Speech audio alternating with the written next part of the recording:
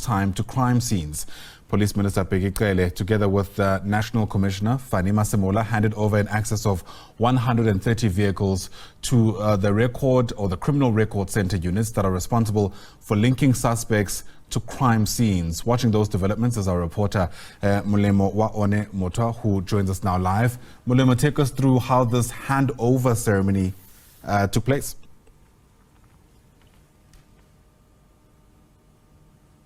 And indeed, we are coming live to you from the Tshwane Subs Academy here in Pretoria West, where the police minister has just handed over 130 vehicles, some of which will be dispatched to the provinces. He actually indicated the fact that there's a need to capacitate the unit or the sector with enough equipment in order to combat crime efficiently and effectively. But just to hear more on this, we are now joined by the minister. Minister, thank you so much for your time.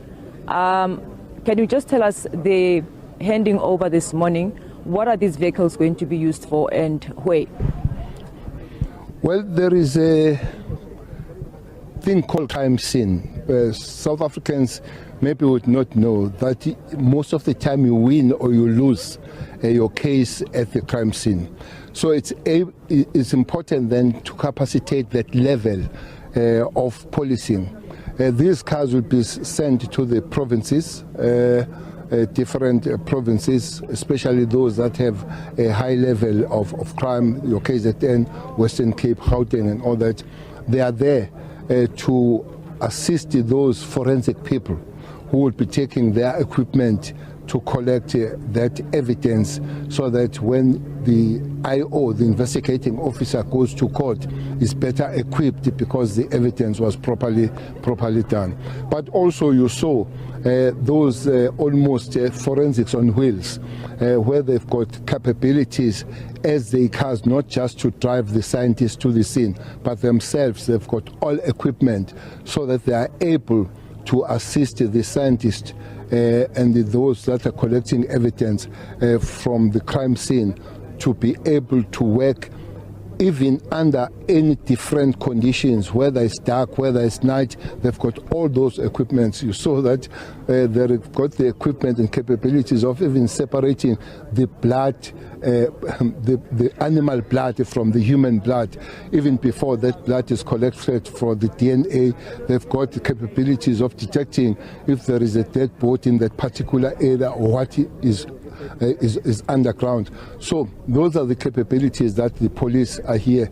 Very thankful to the National Commissioner, especially the President, who has allowed the police to get the better budget after the previous administration have cut that budget to be able to update these things. We know that science is not stagnant. Now and again we need to put resources to upgrade it. So very happy, feeling real good that these capabilities are given to the South African Police Service.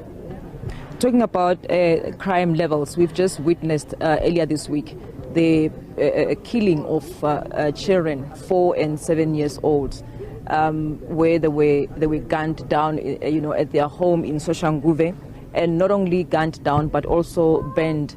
Are you confident that crime is actually being combated at a level where South Africans can really say they are confident about this? That is Soshanguve you talk about, where these 2 kids were killed.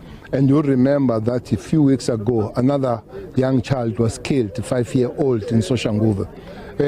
We are very glad that at least those were killed. The first young Teboho Jr., those 4 are arrested. We believe these will be arrested. But these things we are raising is exactly what, as the Ministry of Police, we have developed the document that has been adopted by the South African Cabinet to say fighting crime goes across the government.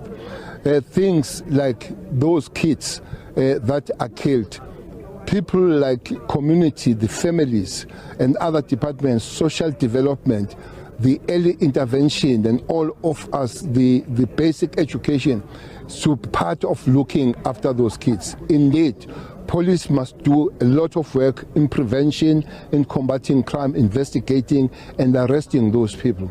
But other government, the environmental design, putting lights on the, putting houses, putting proper streets, giving proper numbers of house numbers so that police, they are able to move quicker. You know, there are places. If I take you to a place called Dipsloot here, there is a place called Extension 1. If I walk with you in the middle of the night, I can't see you. I'll have to feel you. I have to touch you.